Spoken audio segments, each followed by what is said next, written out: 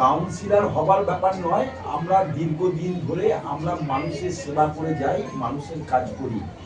বর্ধমান পৌরসভায় 1974 সালে কাউন্সিলর থেকে, কমিশনার থেকে আমার কাকা তারাপদ প্রামাণিক, তিনি পৌরসভার চেয়ারম্যান ছিলেন। পরবর্তীকালে 1981 সালে অজয় প্রামাণিক বামফ্রন্টের আমলে 30 বছরের কাউন্সিলর ছিলেন 2093 সাল থেকে। অতএব আমাদের কাছে নতুন পুরনো, আমরা নতুন কাউন্সিলর নয়, আমরা মানুষের সাথে সবসময় আছি এবং মানুষের পাশে থাকি এবং মানুষের কাজ করি। এটাই হচ্ছে আমাদের মেন মোটো। কারণ আমরা নতুন কোনো চিন্তা ভাবনা নয়, আমরা দীর্ঘদিন ধরে মানুষের মূলত যে কাজগুলো আপনি দেখেছেন, এতদিন ধরে আছেন আপনি আপনার এলাকাতে, মূল সমস্যা যেগুলো ছিল সেগুলো কি কি ছিল এবং সেগুলো সমাধান কি করবে? দেখুন, দীর্ঘদিন যাবৎ আমরা এই ওয়ার্ডের মাটির সাথে আমরা এখানে আছি, এইখানে কোনো সমস্যা ছিল না। এইখানে যে সমস্যাটা ছিল, তৎকালীন চেয়ারম্যান তারাপদ প্রামাণিকের আমলে নারকেল বাগান ওই এলাকাতে একটা বিশাল সমস্যা ছিল। যে সমস্যাটা হচ্ছে, মানুষ এখানে জল পড়লে মানুষের ঘরে ঘরে জল ঢুকে যেত।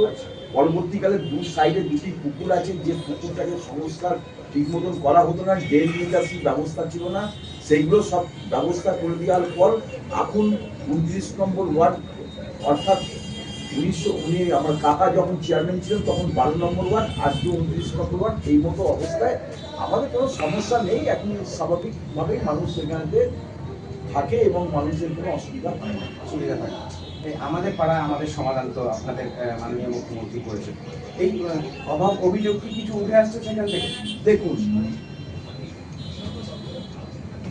আমাদের পাড়া আমাদের সমাধান যে প্রকল্পটা, সেই প্রকল্পটা কিন্তু আমরা সাধারণ মানুষকে ওইখানে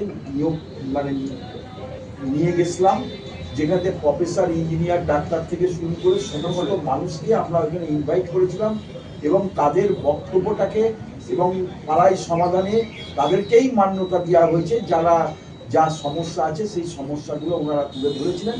সেই সমস্যা অনুযায়ী আমাদের সরকারি প্রতিনিধি যারা গেছিলেন তারা সেটাকেই অ্যাপ্রুভেল দিয়েছে যাতে এই কাজগুলো হয়। এর জন্য আমাদের কোনো অসুবিধা কিছু নেই।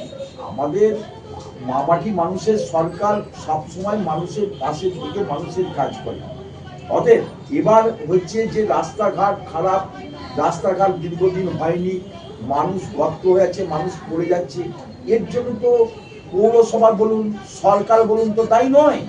আজকে যে প্রাকৃতিক দুর্যোগ যেভাবে আজকে দেখা দিয়েছে, সেই দুর্যোগের জন্য কিন্তু আজকে সেই রাস্তাঘাট করতে পারেনি। এর মতো অবস্থায় আপনি দেখুন, বর্ধমান শহরেতে জল থেমে গেছে, কাজ শুরু হয়ে গেছে, বিভিন্ন জায়গায় আমাদের প্রেফার ব্লকের কাজ চলছে, পিচের কাজ শুরু হয়ে গেছে। অর্থাৎ এইটা কোনো সমস্যা নয়। বিরোধী দলের একটা অপপ্রচার, সেই অপপ্রচারের বিরুদ্ধে সমস্ত মানুষ একত্রিত হয়ে তারা যে রাস্তায় নেমে কাজ করছে এবং বর্ধমান পৌরসভা কাজ হচ্ছে এবং সারা পশ্চিমবাংলায় সমস্ত জায়গাতে কাজ হচ্ছে। এতে তো কোনো অসুবিধা কিছু নেই। সামনে দুর্গা উৎসব, আপনার মুখ্যমন্ত্রী এবং অভিষেক বন্দ্যোপাধ্যায় কি শুভেচ্ছা থাকবে আপনার? দেখুন, মুখ্যমন্ত্রী অভিষেক বন্দ্যোপাধ্যায় শুভেচ্ছার কিছু ব্যাপার নেই। এরা তো সব সময় মানুষের সাথেই থাকে এবং মানুষের দায় আপদ বিপদ সুখ দুঃখে তাদের পাশে থাকার জন্য আমরা কাউন্সিলর আমাদেরকে প্রতিনিধি হিসেবে পাঠিয়েছে, আমরা কিন্তু সেই কাজগুলো ওনাদের করি।